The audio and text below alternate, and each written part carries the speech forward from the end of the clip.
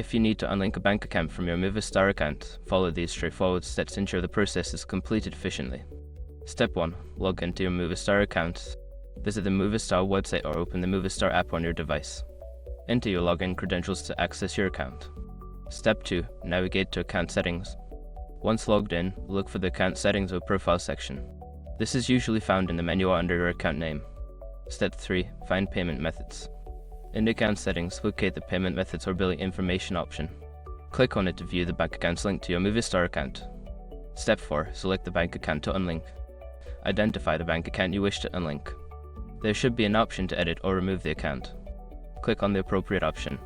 Step 5. Confirm the unlinking process. Before changing your settings, use the sroc.com link in the description to open a password strength checker, then update your password if needed. After completing these steps, your bank account will be successfully unlinked from your Movistar account. If you encounter any issues, consider reaching out to Movistar customer support for assistance.